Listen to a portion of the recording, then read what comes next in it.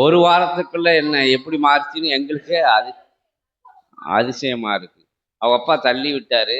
அவங்க சரணாகதியோட நீங்க சித்தனை தான் அவங்க குலகுருவா ஏத்துக்கிடணும் அப்படின்னு சொன்னாங்க. அவங்க அப்பா தள்ளி தள்ளி பார்த்தாரு. வரவே மாட்டேன்னா நான் தான் விட்டுருங்க வேண்டாம் அப்படின்னு சொல்லிட்டேன். ஏதோ ஒரு மாயம் பண்ணிட்டாங்க. சித்தர்கள் போய் மாயம் பண்ணிட்டாங்க. அவங்க வீட்டில் போய் அந்த அம்மா முயலை பார்த்தேன்னு சொல்லிச்சு.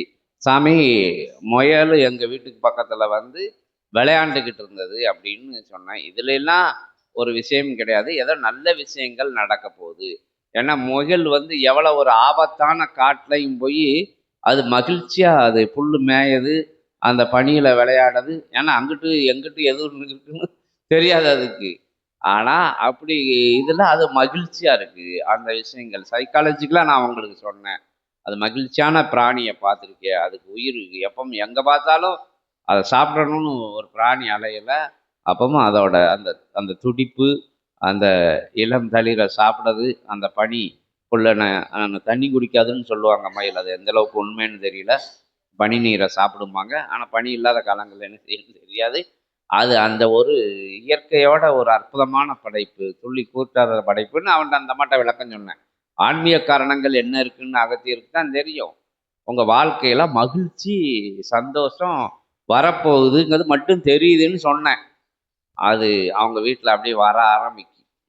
சிறு முயல் தான். அதனோட காட்சி வீட்டு முன்னாடி வந்து மேய்ஞ்சதுங்க. அங்கே எப்படி வந்ததுன்னு தெரியல. எங்கள் வீட்டு முன்னாடி வந்து மேய்ஞ்சதுன்னு இருக்கா.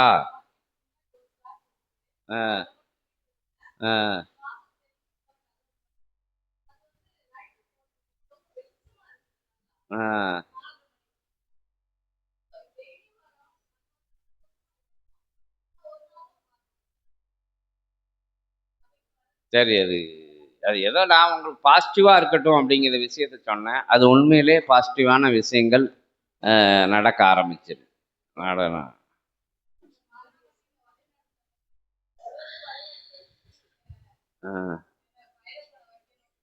உங்கள் சரணாகதி தான். அந்த இவ்வளோ அதிசயங்கள் நடக்கு. இன்னும் அந்த அதிசயங்களும் நடக்கிறதுக்கு அகத்திய பெருமான்கிட்ட வேண்டி நிற்போம். என்ன ஓமகதீஷாய நம.